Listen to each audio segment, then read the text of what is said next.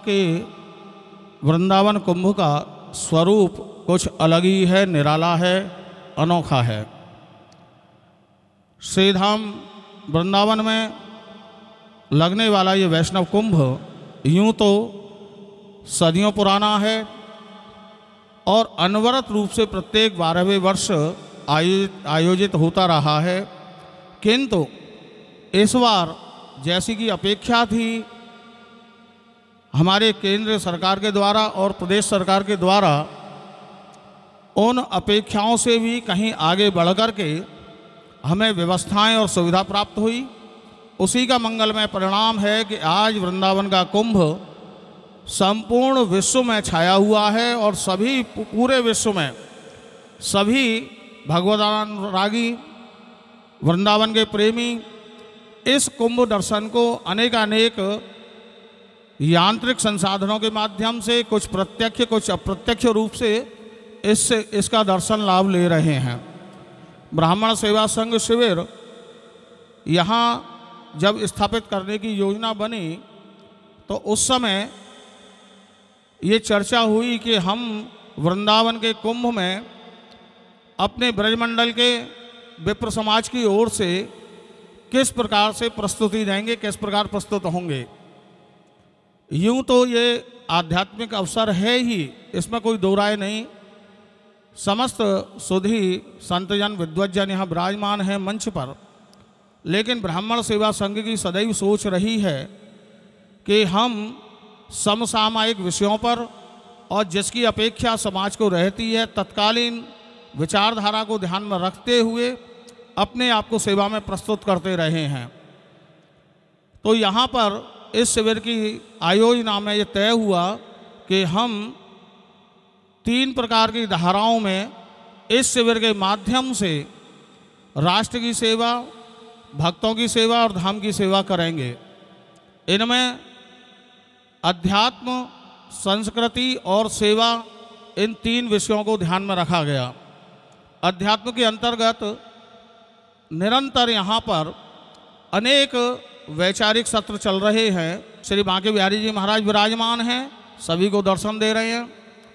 श्री गरुड़ जी महाराज की एक दिव्य झांकी यहाँ प्रथम बार, संभवतः मुझे स्मरण नहीं, आपको किसी को पता होगा तो मेरा ज्ञान वर्धन होगा, मुझे प्रसन्नता होगी, लेकिन मुझे लगता है शायद किसी भी कुंभ में पहली बार गरुड़ जी महाराज के दर्शन ब्राह्मण सेवा संघ शिविर में हो रहे हैं और लोगों को कुंभ का पौराणिक पक्ष पता लग रहा है कि गरुड़ जी का संबंध कुंभ से किस प्रकार है, ये पता लग रहा है। इसके अतिरिक्त संस्कृति की सेवा की धारा में अनेक सांस्कृतिक आयोजन मंच से चल रहे हैं, कुछ हो चुके हैं, कुछ होने जा रहे हैं। सेवा के अंतर्गत अन्नदान जैसी सेवाएं तो साधारण चल ही रही हैं। इसके अलावा रक्तदान दान जैसा गंभीर कार्यक्रम भी अपने सेवा शिविर में संपन्न होकर चुका है। चिकित्सा की सेवा में सैकड़ों की संख्या में 500 से 800 लोगों को प्रतिदिन यहाँ पर चिकित्सा सुविधा बड़े अच्छे डॉक्टरों के द्वारा दी जा रही है, ये सेवा की सुविधा। इसके अतिरिक्त अत्यंत गंभीर समसामयिक विषयों पर भी हम चिंतन करने के लिए यहाँ एकत्र हो रहे हैं। अभी विगत दिनों बच्चों को लेकर के एक बहुत सुंदर कार्यक्रम आयोजित हुआ महाराज जी। बाल यौन शोषण के प्रति समाज को कैसे जागरूक किया जाए, इस विषय में बहुत गंभीर प्रस्तुति हुई और लोगों ने बहुत उसे पसंद किया। मैं स्वयं मंच पर था, मुझे ये कहने में अभी भी मैं भावुक हो रहा हूँ कि उस कार्यक्रम को देखते देखते, नागिन जी थे उस दिन मंच पर, मेरा कंठ अवरुद्ध हो रहा था बोलने में। इतना सुंदर कार्यक्रम, समाज की ऐसी विसंगति के कल्पना भी नहीं की जा सकती, ऐसे ऐसे विषय रखे गए उसमें। तो समसामयिक विषयों पर एक बहुत अत्यंत महत्वपूर्ण, अब मैं मूल विषय पर आ रहा हूँ, एक अत्यंत महत्वपूर्ण विषय है कि जिन माँ यमुना के दर्शन के लिए, स्नान के लिए इतना बड़ा कुंभ आयोजित हुआ है, विगत 27 फरवरी के स्नान में हम स्वयं जब स्नान करने के लिए गए तो बहुत अत्यधिक लज्जा का अनुभव हुआ 27 फरवरी के स्नान में। कारण कि सफ़ेद वस्त्र पहन के स्नान किया था, इसी से कल्पना कर सकते हैं। श्वेत वस्त्र में स्नान किया और श्याम होकर के निकले यमुना का स्नान करके, तो बहुत दुखद स्थिति। पहले से कुंभ के आरंभ होने से पहले निरंतर वृंदावन के सामाजिक संगठन, स्थानीय ब्रजवासी, संत समाज बार बार इस बात को उठाता रहा कि यमुना के जल पर पूर्ण प्रवाह, पूर्ण शुद्धि का ध्यान रखा जाए। कम से कम कुंभ की अवधि में तो इनकी स्थिति यमुना की ऐसी हो कि हम आचमन कर सकें, स्नान कर सकें। निष्ठा में वैष्णवों की, ब्रजवासियों की, संतों की कोई कमी नहीं। इतना अपार जन समुदाय आया माँ यमुना का दर्शन करने, आचमन करने, स्नान करने।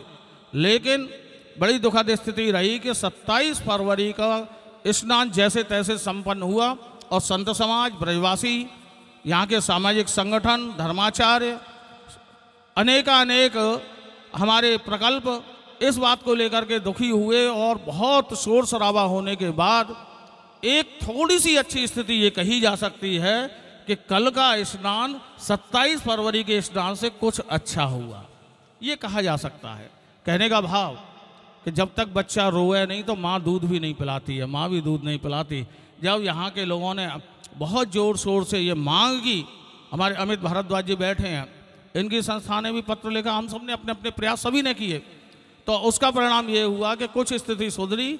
ये विषय यमुना माँ को लेकर के आज इस पर चिंतन करने के लिए पूर्व नियोजित कार्यक्रम है। हमने पहले ही विचार किया था कि 2 स्नान देखेंगे और उसके तुरंत बाद इस पर चर्चा करने के लिए हम सब एकत्र होंगे कि माँ यमुना को हम किस प्रकार से आचमन योग्य और स्नान योग्य स्वरूप में कब देख पाएंगे, इस पर हम चिंतन और मनन करें। हमारे आज का विषय है निर्मल यमुना, अविरल यमुना। अनेक वर्षों से यहाँ पर अनेक आंदोलन हुए, अनेक यहाँ पर प्रयास किए गए और अभी भी निरंतर चल रहे हैं। यहाँ पर मंच पर जो महान विभूतियाँ बैठी हैं, आप सभी दर्शन कर रहे हैं, ये किसी ना किसी रूप में यमुना शुद्धिकरण के आंदोलन से जुड़े हुए हैं। आप सभी ने अनेक प्रयास किए हैं और वर्तमान में कर रहे हैं। लेकिन आज हम कहाँ खड़े हैं? जहाँ पर उन आंदोलनों में आगे बढ़ाने के बाद आज हम खड़े हुए हैं, उस जगह चिंतन करना आवश्यक है और समाज को ये पता लगना चाहिए कि हम कितने आगे बढ़े हैं और कितना आगे बढ़ने की हमको आवश्यकता है। इसके लिए हम आप सभी यहाँ आज एकत्र हुए हैं। मंच पर यहाँ इस समय विराजमान हैं। आज के कार्यक्रम की अध्यक्षता करने के लिए परम मनीषी विद्वान, एक एक विषय पर एक एक शब्द उनका बहुत चिंतन के बाद निकलता है। बहुत मौलिक और तीक्ष्ण दृष्टि से जो समाज की गतिविधियों को देखते हैं, हमारे संरक्षक हैं, हमें सदैव मार्गदर्शन कराते हैं। व्यक्तिगत रूप से जिनका आशीर्वाद और संरक्षण मुझे निरंतर प्राप्त होता है, ऐसे परम पूज्य श्री गोविंद आनंद तीर्थ जी महाराज आज के कार्यक्रम की अध्यक्षता के लिए आप आसन ग्रहण करने की कृपा करें। मुख्य वक्ता के रूप में आज की संगोष्ठी को जो संबोधित करेंगे, निरंतर यमुना आंदोलन से जो जुड़े रहे हैं, निरंतर जो अभी भी कोर्ट के दरवाजे जाकर के यमुना शुद्धिकरण के लिए दिन रात एक करके अन्न जल का भी विस्मरण करके जो निरंतर समर्पित हैं, ऐसे हिंदूवादी नेता परम पूज्य श्री गोपेश्वर नाथ चतुर्वेदी जी महाराज आज मुख्य वक्ता के रूप में इस संगोष्ठी को संबोधित भी करेंगे। इनके अतिरिक्त यहाँ पर विराजमान इस समय हमारे हैं वृंदावन के एकमात्र ब्रजवासी मंडलेश्वर, एकमात्र हमारे ब्रजवासियों में मंडलेश्वर फलाहारी।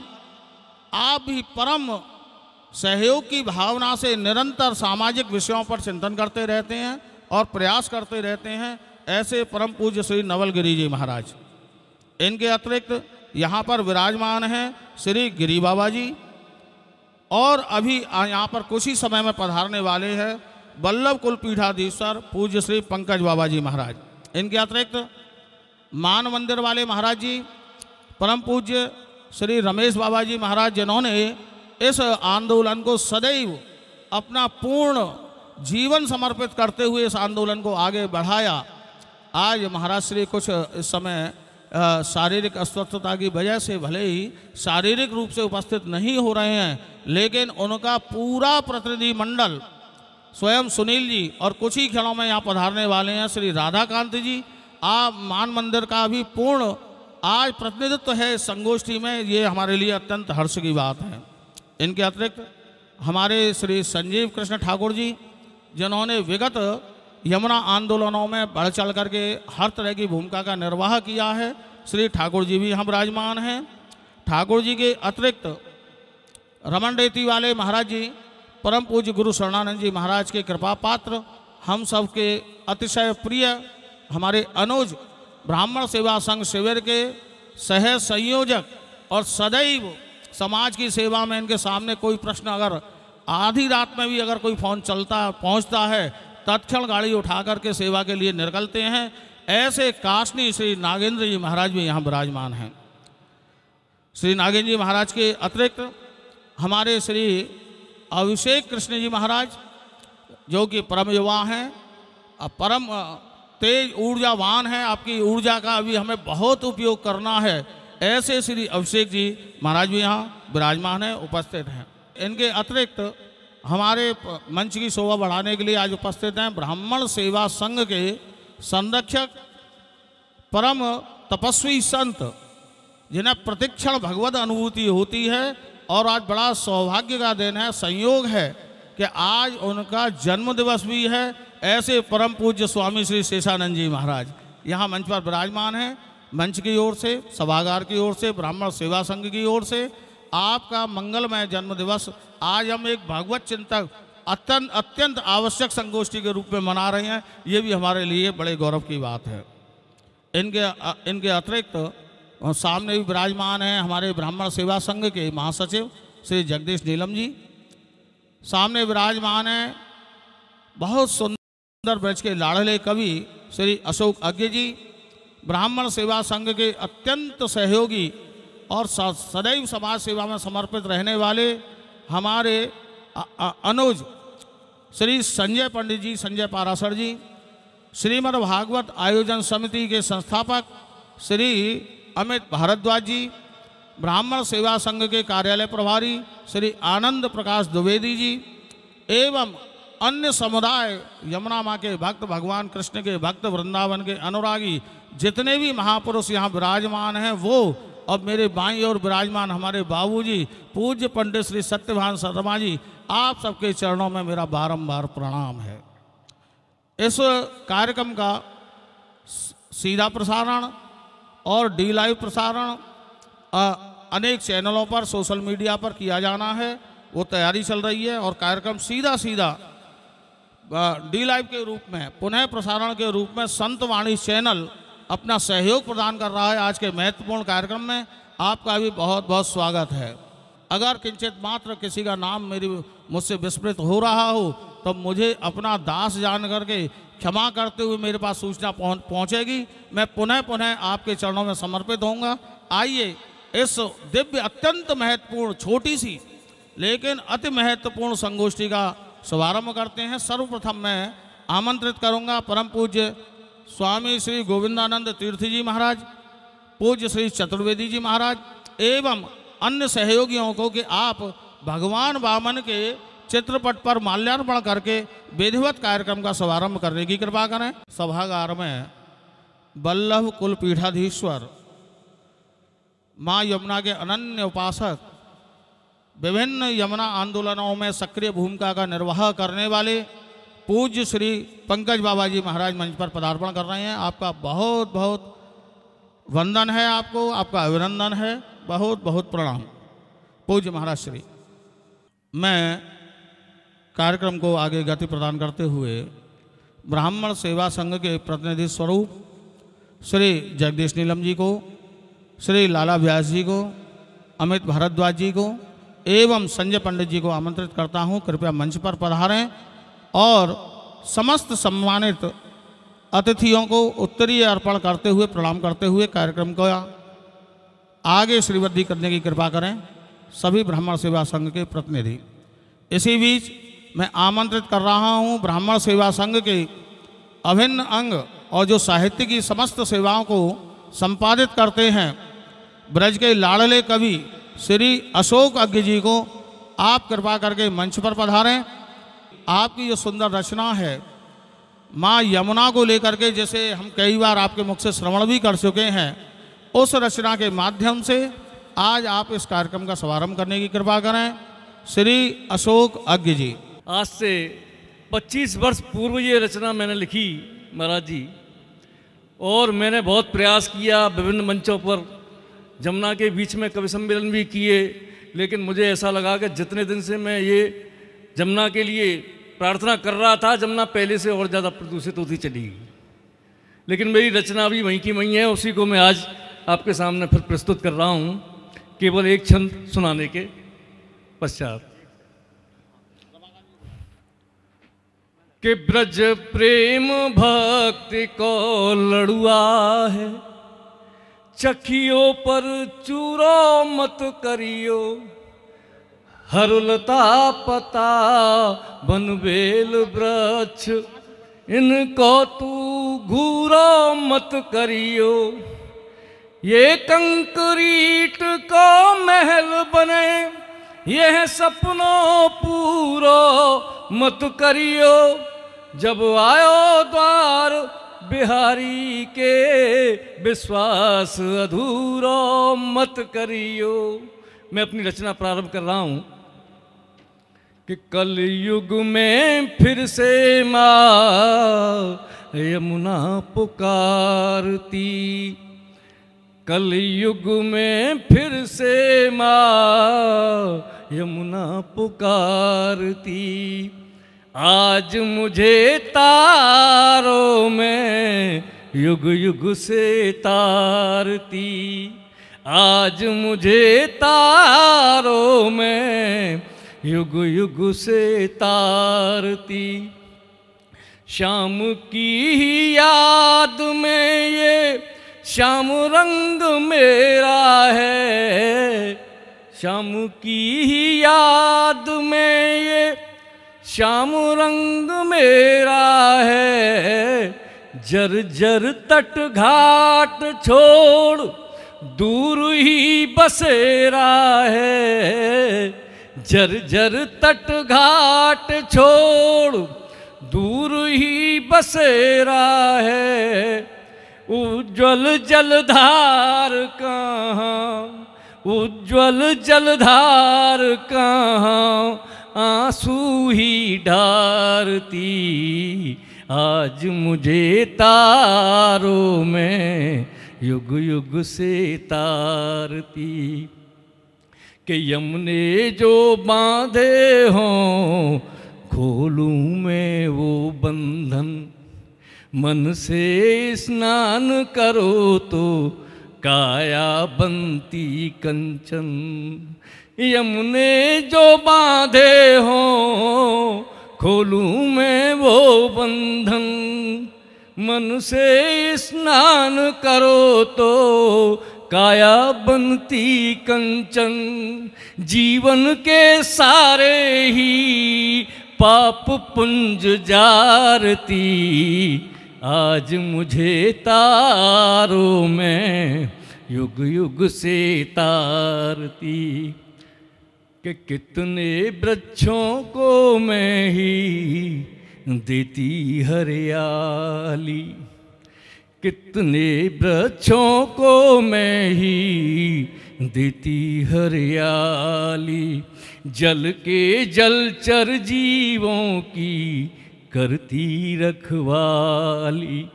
ममता की गोद बैठा, ममता की गोद बैठा, सबको पुचकारती। आज मुझे तारों में युग युग से तारती, आज मुझे तारों में युग युग से तारती। और देखिए कि मृतक जीव जंतु सारे और ना बहाओ तुम, मृतक जीव जंतु सारे और ना बहाओ तुम।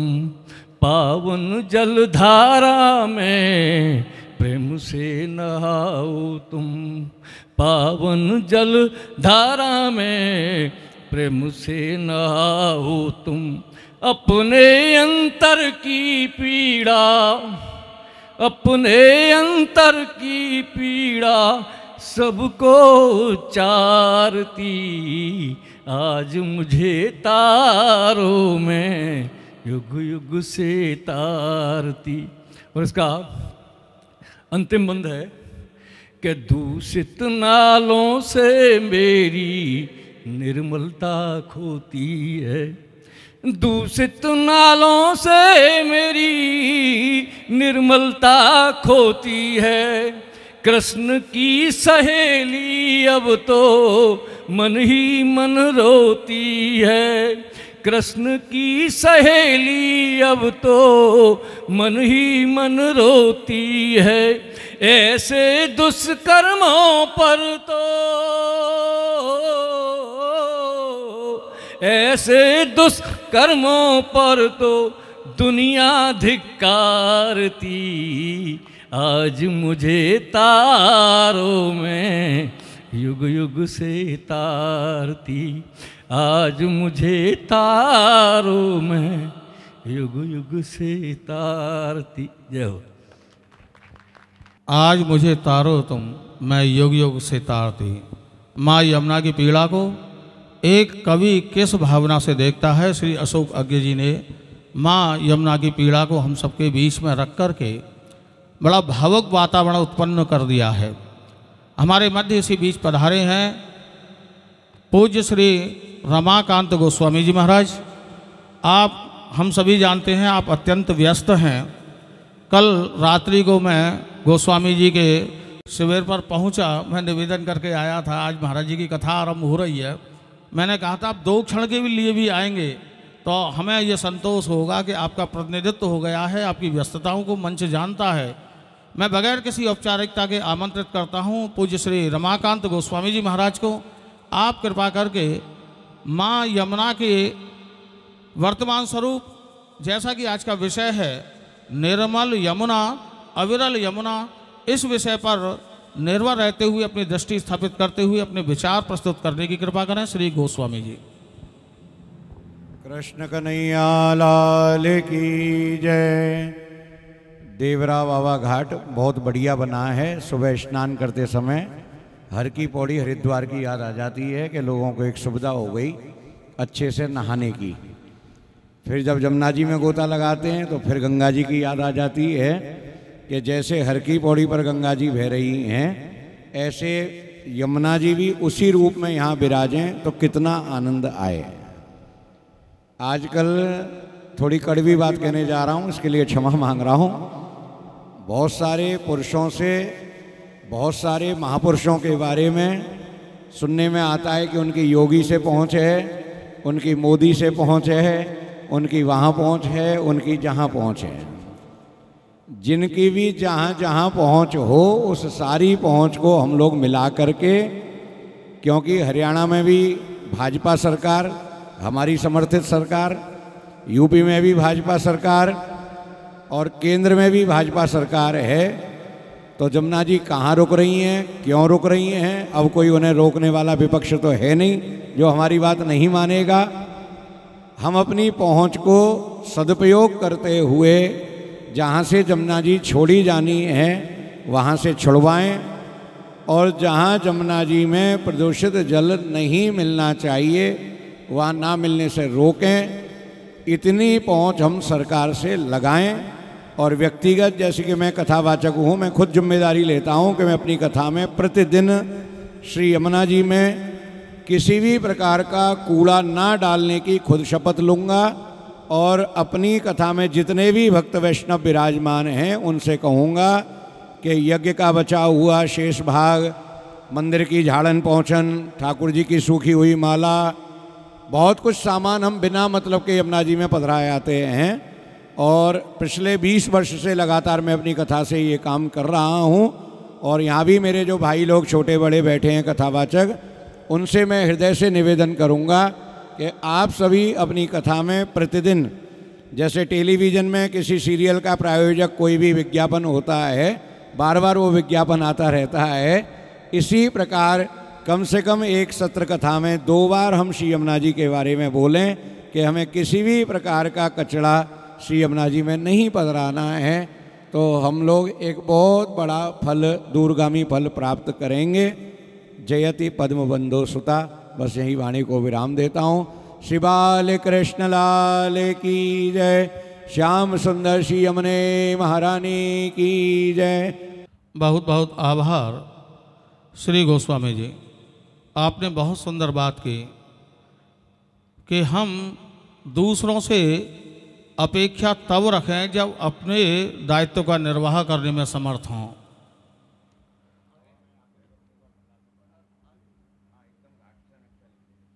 बहुत बहुत आभार, बहुत बहुत आभार गोस्वामी जी। अब संगोष्ठी को आगे बढ़ाते हुए मैं निवेदन करूंगा ब्राह्मण सेवा संघ के संरक्षक एवं इस ब्राह्मण सेवा संघ शिविर के मुख्य संयोजक बाबूजी पूज्य पंडित श्री सत्यवान शर्मा जी महाराज से कि आप मंच के एवं सभागार के स्वागत में अपना वक्तव्य प्रस्तुत करते हुए आज के विषय को स्पष्ट करने की कृपा करें। पूज्य पंडित श्री सत्यवान शर्मा जी महाराज। आज के कार्यक्रम की अध्यक्षता कर रहे स्वामी श्री गोविंदानंद तीर्थ जी, पंकज बाबा, गोपेश्वरनाथ चतुर्वेदी जी, महामंडलेश्वर नवलगिरी जी और मंच पर उपस्थित सभी कथावाचक और संतगण। यमुना आंदोलन के पुरोधा रमेश बाबा, जिन्होंने अविरल यमुना जी के लिए आंदोलन किया था, जिसके साक्षी गोपेश्वरनाथ चतुर्वेदी जी, संजीव कृष्ण ठाकुर जी, नागेंद्र जी, सुनील जी और अनेकों हमारे साथी यहाँ बैठे हुए हैं। लेकिन बाबा ने एक बात कही थी, महाराज जी, बाबा ने एक बात कही थी कि जब तक यहाँ का ब्रजवासी खड़ा नहीं होगा तब तक यमुना आंदोलन आसानी से हल भी नहीं होगा। और आज वो समय आ गया है। ब्राह्मण सेवा संघ तो एक माध्यम है, कमान आप ही लोगों के हाथों में है। और इसके लिए हमारे मार्गदर्शक मंडल के लोग यहाँ बैठे हुए हैं, आपको इस विषय में बताएंगे और हमें पुनः ऐसी भूमिका बनानी चाहिए जिससे हमारी यमुना साफ हो। आज हम लोग स्नान करने जाते हैं, कितना मन दुखी होता है। इसके साथ ही आप सब लोगों ने आकर के यमुना आंदोलन के मिशन में जो गति प्रदान की है, मैं आप सभी को धन्यवाद भी दे रहा हूँ।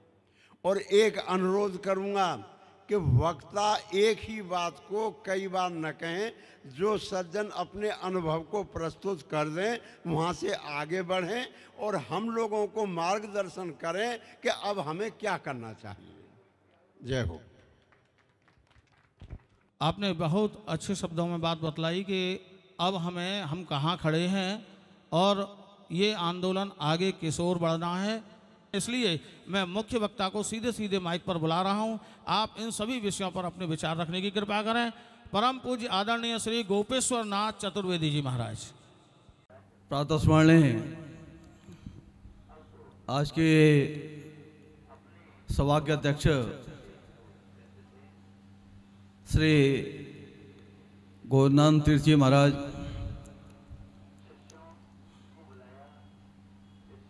इस यमुना आंदोलन को अंतर्राष्ट्रीय स्तर पर पहुंचाने में इनका बहुत सहयोग रहा। लगभग 20-22 साल से निरंतर जिनका साहचर्य और सहयोग मुझको भी प्राप्त होता है, ऐसे वल्लभ कुल संप्रदाय के आचार्य पूज्य पंकज बाबा जी, श्री नवलगिरी जी, श्री नागेंद्र गौड़ जी, मंच पर उससे सभी परम वंदनीय संतजन, आचार्यजन, सम्मानित पदाधिकारी बंधुओं और ब्राह्मण सेवा संघ के माध्यम से जन जन तक सेवा कार्य और जनचेतना के माध्यम से सांसारिक विषयों को मूर्त रूप देने के लिए प्रयासरत यहाँ के समस्त पदाधिकारी बंधुओं, उपस्थित भक्तजन एवं माताओं, जो कुछ कहा गया ऐसा मैंने कुछ नहीं किया है। ऐसा नहीं है कि यमुना की पीड़ा आज ही कही जा रही है। जो बुजुर्ग यहाँ विराजमान हैं उनने 30-35 साल पहले देखा होगा कि 10-15 फीट नीचे भी जो है सिक्का डालो तो यमुना जी में सिक्का चमकता था, चाहे श्री वृंदावन धाम हो, चाहे मथुरा जी हो, चाहे गोकुल धाम हो। और सौभाग्य से आज भी जो कण मिलते हैं उसमें चांदी का भी रेशा होता है, तो जल में सिक्का न हो तो चांदी के कण दिखते थे। रेती विशेषता है यमुना जी की बालू में, उसमें निश्चित रूप से चांदी के कण दूर से दिखते हैं।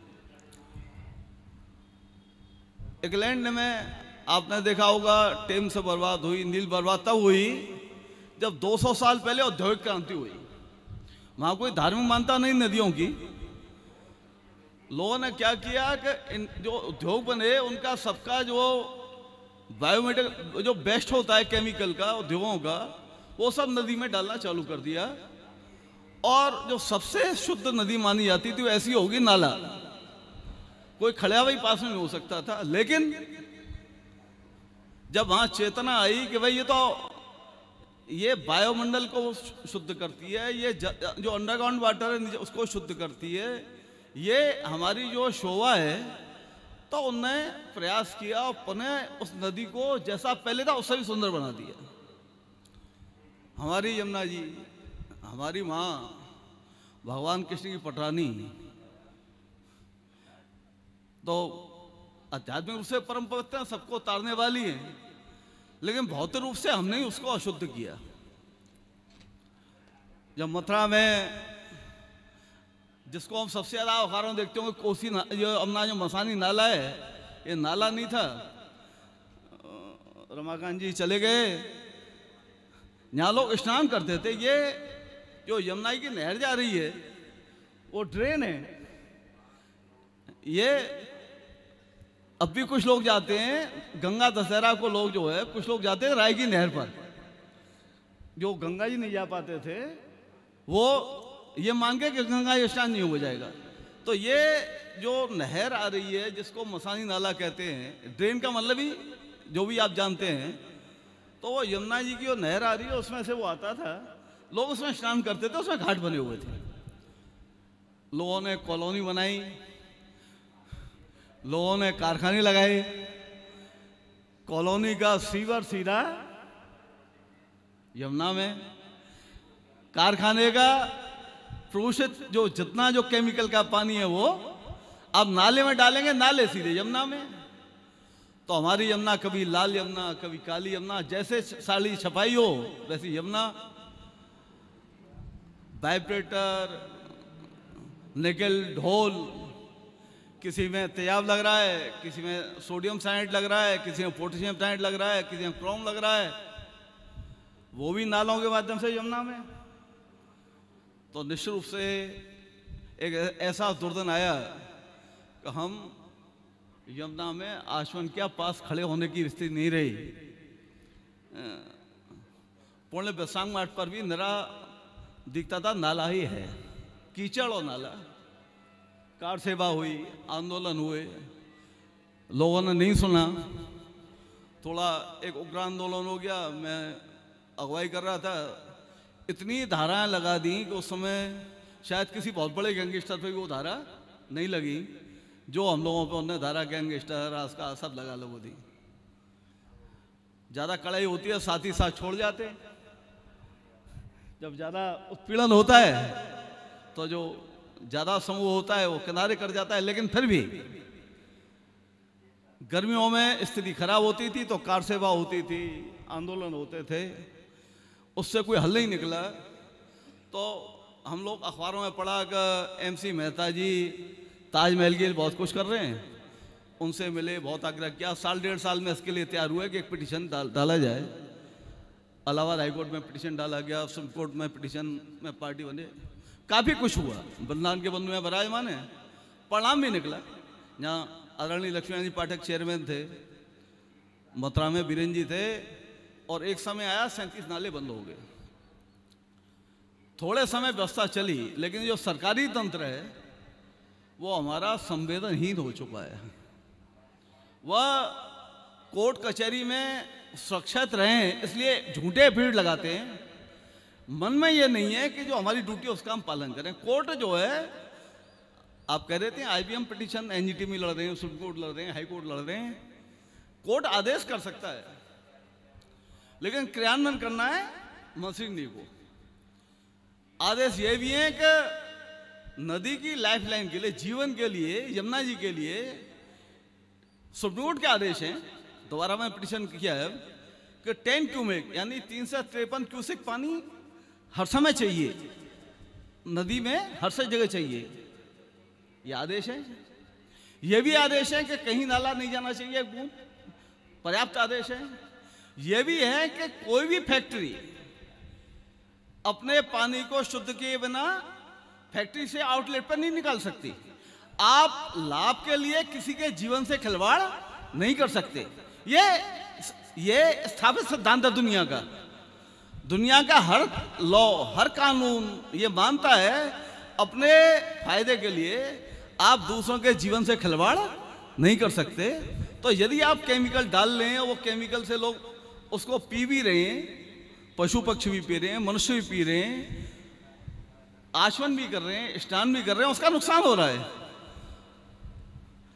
तो आप ऐसा नहीं कर सकते, गलत कर रहे हैं। लेकिन रोकेगा कौन? एक लोगों ने एक सस्ती सी बात बना ली है महाराज जी कि जनता करे। झट कह देते हैं ये जनता करे। जनता क्या नाला रोक सकती है? जनता, आपने जो पधारे होंगे हथनीकुंड तक, जब मैंने पिटीशन किया था 98 में, उसमें आज भी जो उल्लेख है कि श्रीनाथ जी द्वारे के लिए, श्री ठाकुर जी के लिए यमुना जल मथुरा से जाता था, दाऊजी घाट से। मेरे पिटीशन में इसका उल्लेख है। और अंग्रेजों ने न सम्मान किया उस व्यवस्था का कि उस समय ये ज्यादा व्यक्तिगत गाड़ी नहीं थी, सरकारी जो बस जाती थी उसमें एक कूपा बना हुआ था पीछे।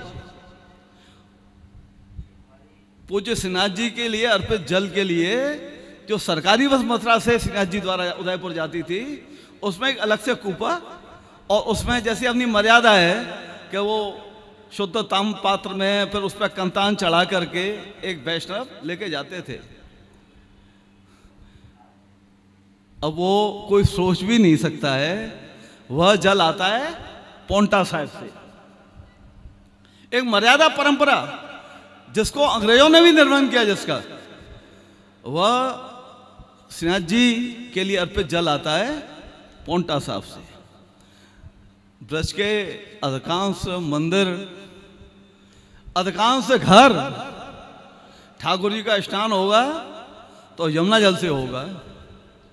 ठाकुर जी को भोग धराया जाएगा तो यमुना जल से सामग्री तैयार होगी। आज कितने ऐसे मंदिर हैं जहां उस परंपरा का पालन हो रहा है। इससे ज्यादा कष्ट का कोई विषय हो ही नहीं सकता। हम आचमन नहीं कर सकते, हम इस पतित पावनी का आचमन करने में 100 बार विचार करते हैं। इससे ज्यादा लज्जा और पीड़ा इसका विषय ही नहीं हो सकता। ये सब कुछ संभव है कि इसका निराकरण हो जाए। जैसे आज आप हथनीकुंड की बात करते हैं, जब मैंने पिटीशन किया था तो अक्टूबर से जून तक ओखला से एक बूंद पानी नहीं आता था। आदेश हुए और ओखला से पानी आने की व्यवस्था हुई कि वो नहीं रुकेगा। हथनीकुंड से आप क्षमा करें, किसी का कोई युवा पुत्र स्वर्गवासी हो जाए, आदमी संतोष कर लेगा। लेकिन यदि उसको निरपराध जेल में डाला गया है तो घर वाले चैन से न खाएंगे न सोएंगे। यमुना जी कल प्रभाव से यदि वास्तव में लुप्त हो जाए तो संतोष हो जाएगा। यमुना जी लुप्त नहीं हुई हैं। जो लोग यमुनोत्री पधारे होंगे, यमुना जी बिल्कुल निर्मल और अविरल चली आ रही हैं। उसको पहले हम उसको ताजे वाला बोलते थे, हथनीकुंड बोलते हैं, वहां पूर्णतः उसको रोक दिया गया है। आदेशें 10 क्यूमेक जाए, वहां 3 क्यूमेक छोड़ते हैं, 153 क्यूसेक छोड़ते हैं। आप बरसात के सीजन छोड़ दीजिए, लेकिन वह जो पानी है वो 15-20 किलोमीटर आगे बहता है मुख्य धारा में। उसके बाद 150 किलोमीटर तक वजीराबाद तक एक बूंद यमुना जल यमुना जी की मुख्य धारा में नहीं होता है। वजीराबाद से एक नई यमुना बनती है, जिसका मैं उल्लेख नहीं करना चाहता। हम सब लोग जानते हैं कि वह क्या है। उसमें हम अवश्यपते हैं, हम ये जो पंपिंग स्टेशन बनवा रहे हैं वो यमुना को शुद्ध नहीं कर रहे हैं, वो नाले को शुद्ध कर रहे हैं। आप यमुना भक्तों को आंसुओं से आप उससे विरक्त मत करिए, उससे जो आप उसको जो है मत छीड़िए, क्योंकि ये घोर अपराध है। धन्यवाद। ये नमिया की जय श्री राम। बहुत बहुत आभार पूज्य श्री चतुर्वेदी जी महाराज। वर्तमान में यमुना शुद्धिकरण आंदोलन को लेकर हम कहाँ खड़े हैं और आगे क्या करना चाहिए, विषय पर आपके बहुत सुंदर विचार ज्ञात हुए।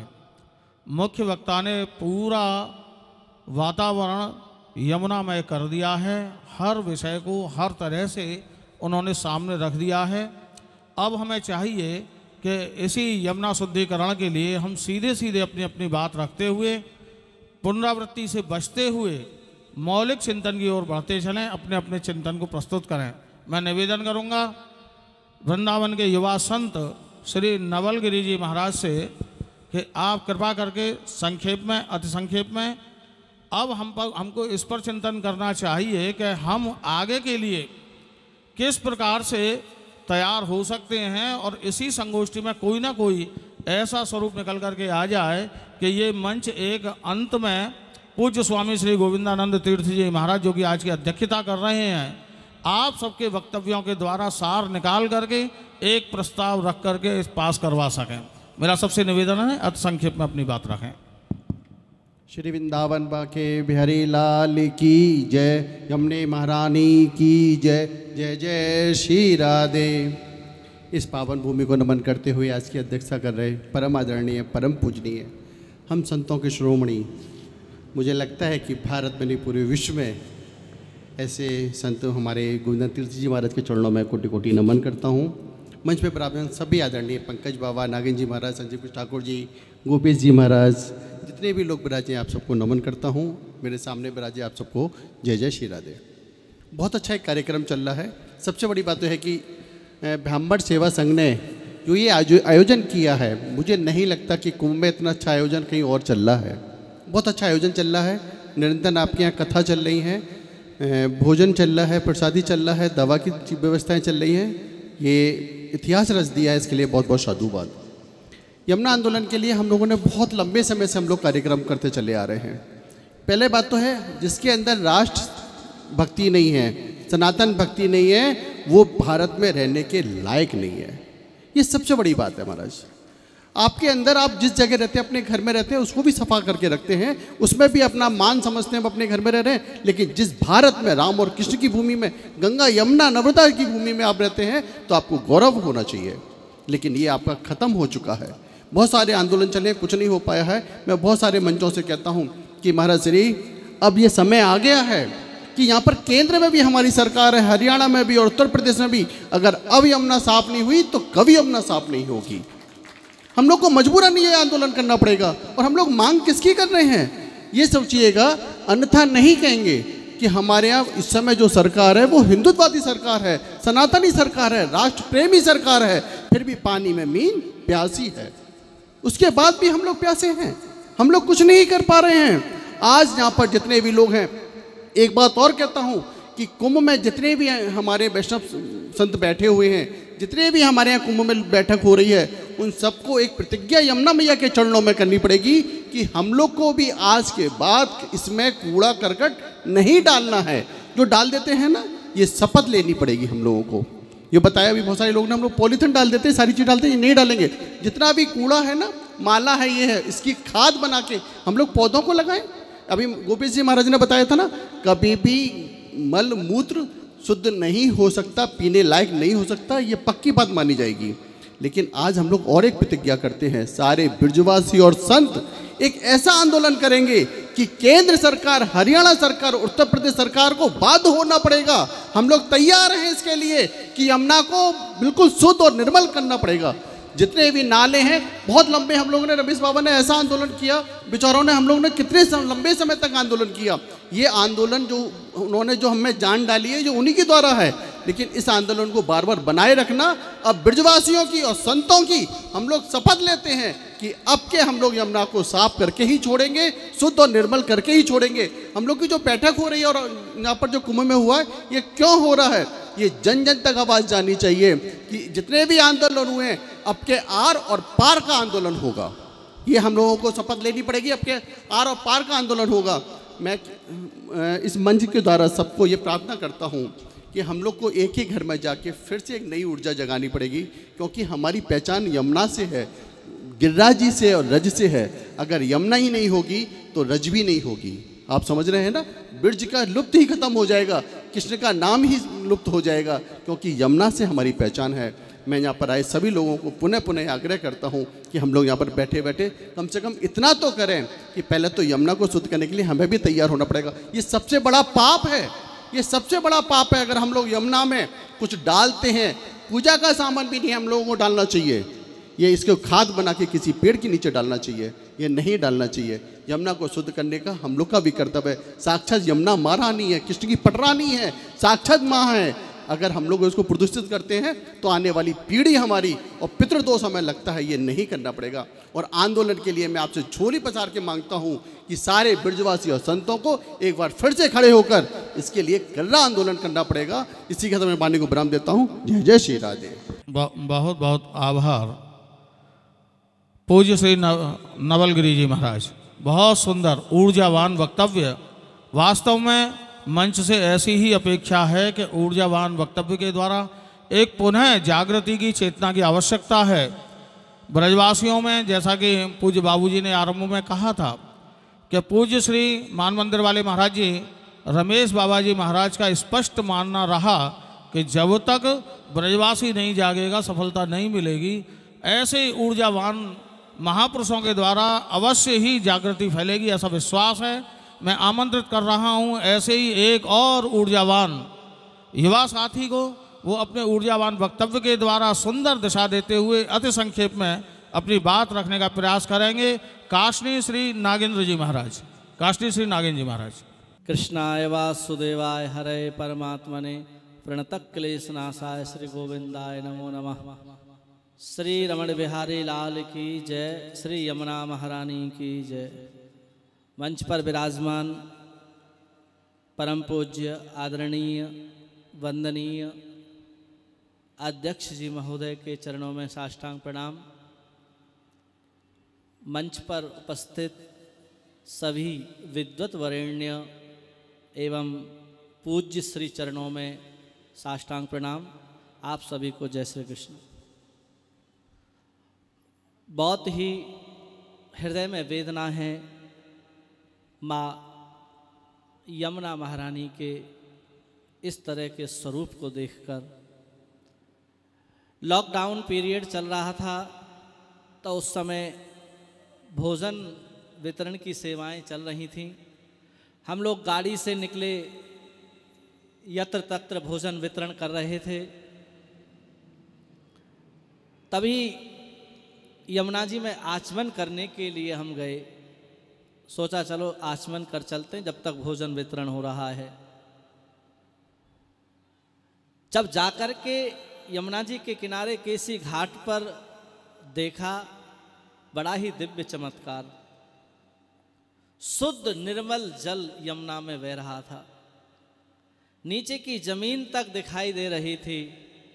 जैसा कि हमारे आदरणीय पूज्य गोपेश्वर नाथ चतुर्वेदी जी ने कहा था कि सिक्का भी दिखाई देता है, उसी प्रकार से नीचे का जल, पूरी पृथ्वी दिखाई दे रही थी, नीचे मिट्टी तक दिखाई दे रही थी, इतना शुद्ध निर्मल जल।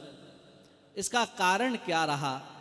उसका कारण यही था कि जितनी भी फैक्ट्रियां हैं सब बंद थी, जितने भी कारखाने हैं सभी बंद थे, और अविरल धारा माँ यमुना की बह रही थी उस समय। केंद्र सरकार या राज्य सरकार हो, सभी को अपने स्वार्थों को छोड़कर, क्योंकि हमारा देश ऋषियों का देश है और ये जो नदियां हैं हमारे देश की नाड़ियां हैं, यदि इसमें ये केमिकल रूपी वायरस नदियों में आएगा, हमारी यमुना महारानी आज ऐसी स्थिति में है जो शब्द कहने नहीं चाहिए।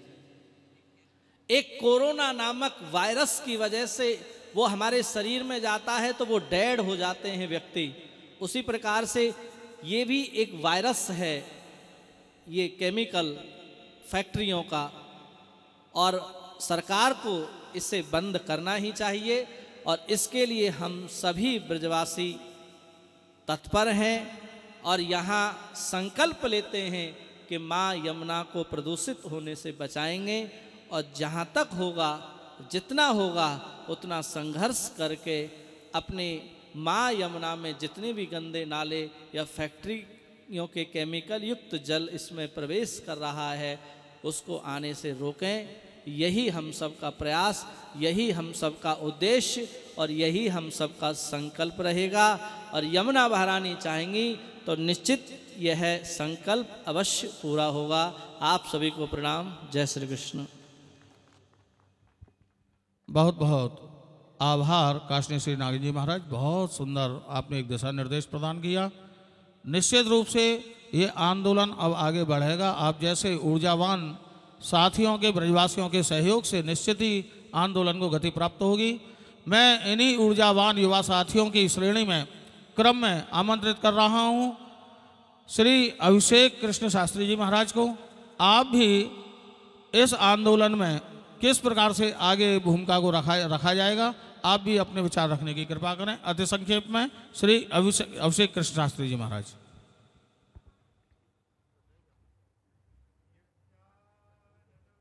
मकर कुंडल चारु कर्णा भ्राजत कपोल सुभगम सुविलासहासम नृत्योत्सवं नतत्रपुर्दृशभी पिबन्तां नार्यो नराशमुदित कुपित निमेष।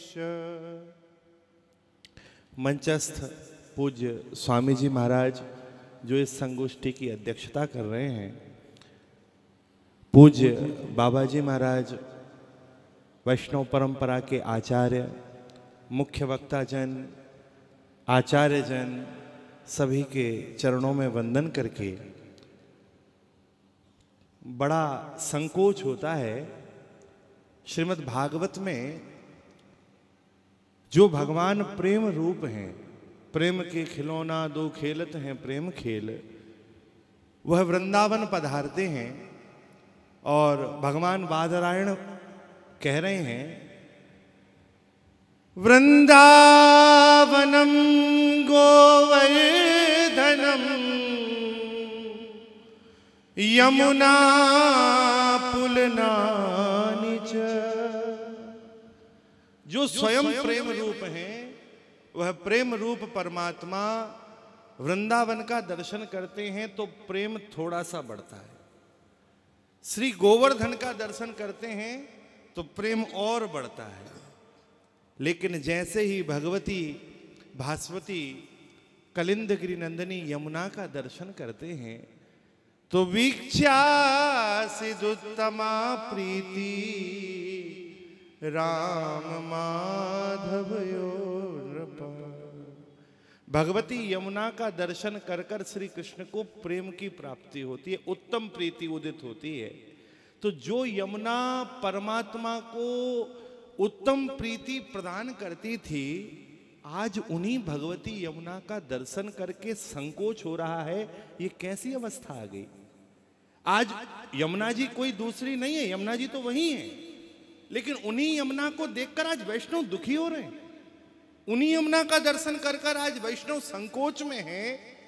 तो निश्चित यह बड़ा कठिन काल है। और केंद्र सरकार, राज्य सरकार, पूर्व में ऐसा जब आंदोलन हुआ तो आग्रह रहा कि भाई सरकारों का पक्ष नहीं था। वर्तमान में तो सारी सरकारें सहयोगी हैं और आप सब संत जन जब संकल्प कर चुके हैं तो निश्चित शीघ्र ही वह काल आएगा जो यमुना भगवान को प्रसन्नता देती थी, वही यमुना हम सब वैष्णवों को भी आनंद देंगी, हम सब वैष्णवों को भी सुख देंगी। क्योंकि भगवती यमुना तनु नमत्व मेतावता, वह तन प्रदान करती हैं जो श्री ठाकुर जी के योग्य हो, नवीन तन जो श्री जी की सेवा में जा सके। तो श्री यमुना अपने उस रूप से हम सबको आनंदित करेंगी। हम लोग दृढ़ प्रतिज्ञ हों और भगवती यमुना के प्रत्येक आंदोलन में उनकी मुक्ति के लिए सद संकल्पित हैं। आप श्रेष्ठ जन जैसा आदेशित करेंगे, क्योंकि किसी भी संगठन में बिना वायु के प्राण संभव नहीं है, बिना वायु के प्राण संभव नहीं है।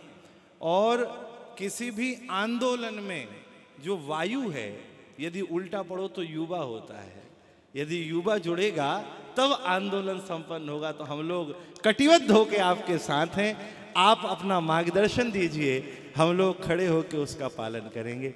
श्री यमुने महारानी की। बहुत सुंदर श्री अभिषेक कृष्ण शास्त्री जी महाराज। वायु और युवा, जीवन के लिए वायु और आंदोलन के लिए युवा दोनों आवश्यक हैं। मंच पर बहुत गरिमामय उपस्थिति इस समय यहाँ है।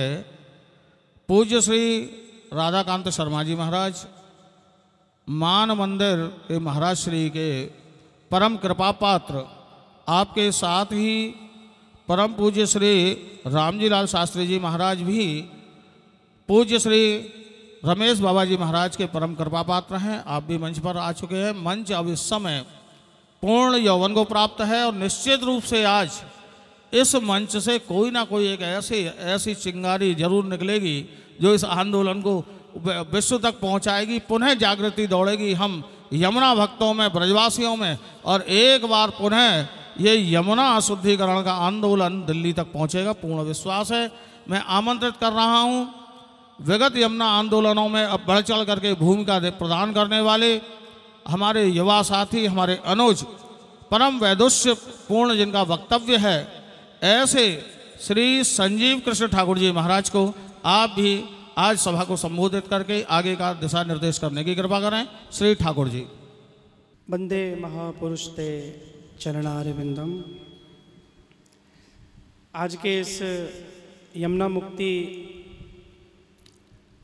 कार्यक्रम की अध्यक्षता कर रहे परम पूज्य श्री गोविंदानंद तीर्थ जी महाराज,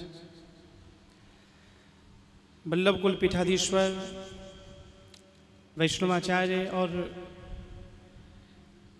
यमुना जी के इस आंदोलन से बहुत प्रारंभ से जुड़े रहे, तन मन धन अपना पूरा जीवन वैष्णवों के साथ जिन्होंने संपूर्ण आंदोलन को समर्पित किया है, ऐसे हम सब के आदर्श परम पूज्य श्री पंकज बाबा जी महाराज, आपके युगल चरणों में मैं मेरी प्रणति निवेदित करता हूँ। महामंडलेश्वर पूज्य स्वामी नवलगिरी जी महाराज, हमारे अभिभावक और आत्मज के रूप में परम पूज्य श्री गोपेश्वरनाथ चतुर्वेदी जी महाराज, मेरे पिताजी पूज्य पंडित श्री सत्यवान शर्मा जी,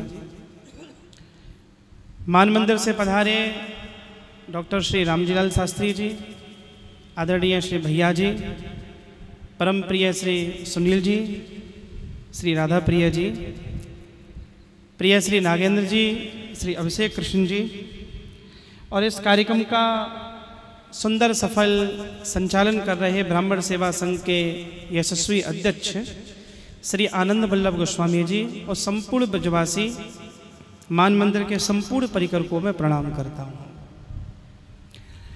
आदरणीय श्री चतुर्वेदी जी ने जो न्यायिक पक्ष है उस न्यायिक पक्ष को पूरी तरह रखा। मुझसे पूर्व के वक्ताओं ने भी अपने प्रभावोत्पादक उद्बोधन से सबका ज्ञानवर्धन किया। मैं 2-3 आग्रह आप सबसे समाधान के रूप में प्रस्तुत कर रहा हूं, क्योंकि समय की भी अपनी सीमाएं हैं। पूज्य श्री पंकज बाबा भाभाग जी का भी हमें उद्बोधन मार्गदर्शन प्राप्त होगा। प्रथम तो यह है, ब्रजवासी अपने दिमाग से एक बात को जरूर निकाल दो कि यह पूज्य रमेश बाबा का आंदोलन है। जब कोई नहीं उठाता है तब पूज्य बाबा को उठाना पड़ता है। पर्वतों के लिए लड़े, पहाड़ों के लिए लड़े, वनों के लिए लड़े, उनके पास अपने साधन संसाधनों का जितना भी उपयोग है उन्होंने यमुना जी के लिए किया। विश्व की सबसे बड़ी गौशाला चला रहे हैं आज श्री जी की कृपा से। तो पहली बात तो हम सब ब्रजवासी ये मान लें, पूज्य श्री रमेश बाबा का नहीं, ये सब ब्रजवासियों का आंदोलन है। बाबा भी इस बात को बार बार कहते हैं, और बाबा ने तो एक बार यहाँ तक भी कहा था, ब्रज का तो चेंटा भी मेरे लिए पूजनीय है, मैं तो ब्रज के कुत्ते को भी प्रणाम करता हूँ। और वास्तव में वो मूर्ति है भी इतनी अकिंचन, इतनी दैन्य भरी हुई।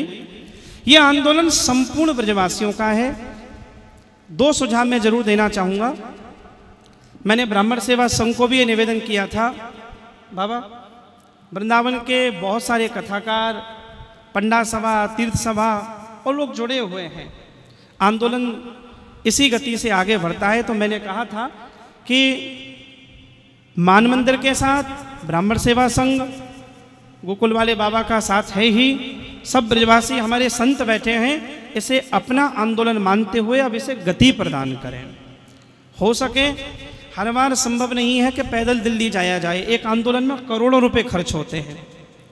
हमने उस आंदोलन में भी देखा था, हमारे सुनील जी, राधाकांत जी, पूज्य बाबा के कितने सारे भक्त गुजरात से आए थे जिन्होंने तन मन धन का समर्पण किया था।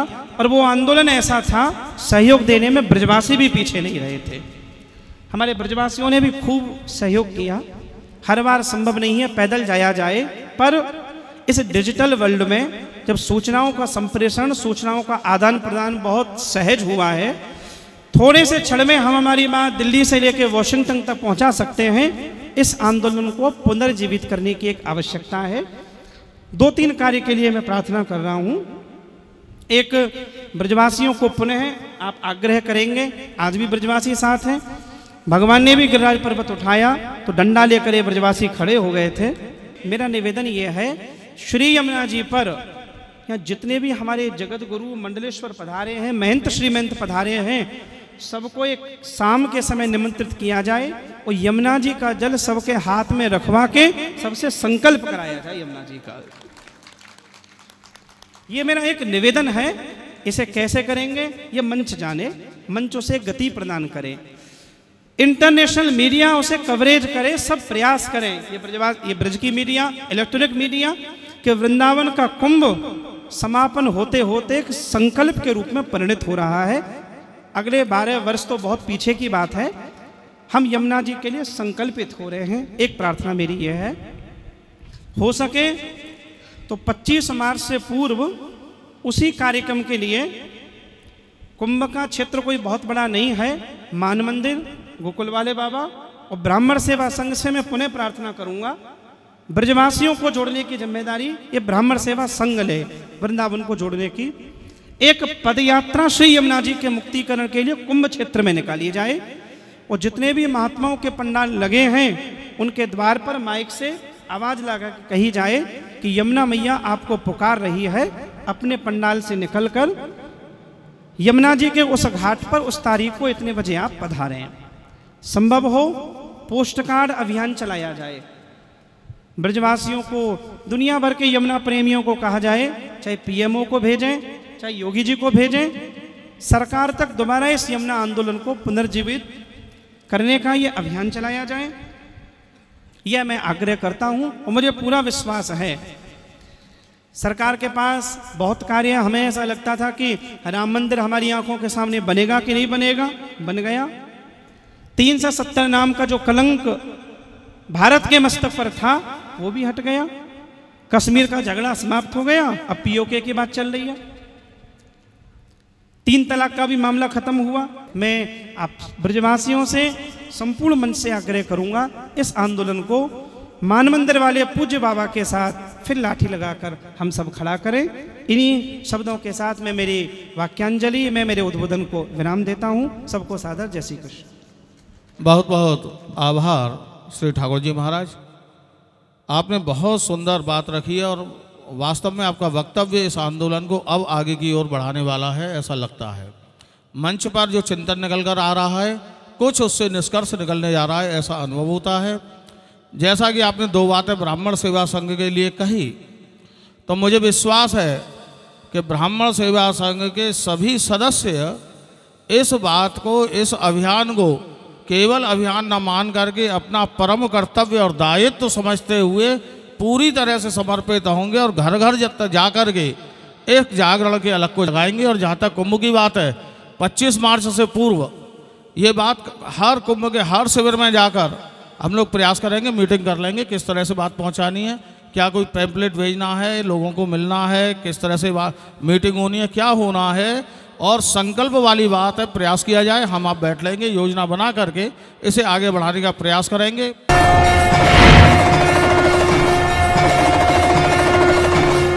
आप हमारे संतवाणी चैनल को सब्सक्राइब करें, वीडियो को लाइक करें, शेयर करें और हाँ, बेल आइकन पर क्लिक करना बिल्कुल ना भूलें, ताकि हमारी किसी भी वीडियो की सूचना सबसे पहले आपको मिले।